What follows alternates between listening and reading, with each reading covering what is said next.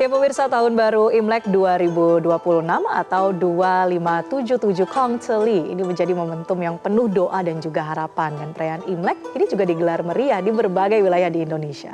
Kong Telinya udah pasti banget tadi Marcel.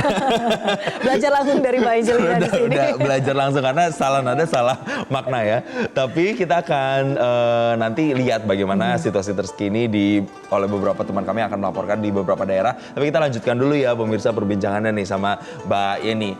Mbak, kalau kita melihat sekarang itu tantangannya mungkin juga Indonesia ya, secara khusus sebagai bangsa juga kita lihat ada bencana kemarin.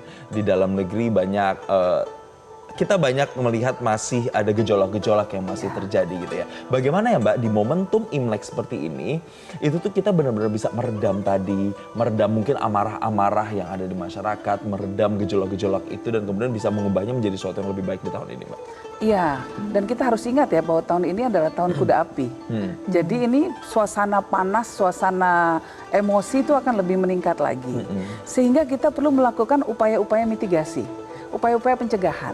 Gimana caranya supaya kita nggak gampang cancel culture, ini kan sekarang cancel culture, gampang marah-marah ya, harus menahan diri, mungkin lebih banyak berdoa, lebih banyak merenung, meditasi, silakanlah, mekanisme bisa masing-masing pribadi ya, tetapi harus diingat bahwa begitu kita marah, begitu kita menghakimi orang lain, maka yang terjadi adalah konflik dan perpecahan.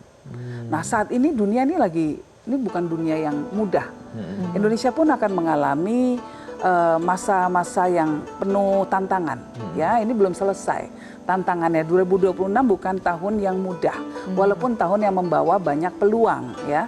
Nah penting sekali bagi kita semua untuk terus memastikan bahwa kita mau saling mendengar, kita mau berpikir tentang orang lain itu dengan cara bagaimana kita ini mau diperlakukan.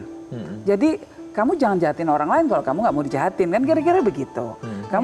Kalau kamu nggak mau dikasarin, jangan kasarin orang lain. Kalau kamu nggak mau dijulitin, ya baik juga dong sama orang lain. Kira-kira kan mental, cara berpikirnya itu yang harus dibentuk seperti itu. Oke, jadi tadi ada peluang, tantangan, dan gimana kita bereaksi ya, itu yang penting. Responnya. Nanti kita akan bahas juga bagaimana peluang tantangan itu Mbak Angelina. Tapi kita mau lihat lagi nih suasana perayaan Imlek di Semarang, Jawa Tengah tepatnya. Ada rekan Ica Ervina. Ica, silakan Ica dengan laporan Anda. Jelajahi cara baru mendapatkan informasi. Download Metro TV Extend sekarang.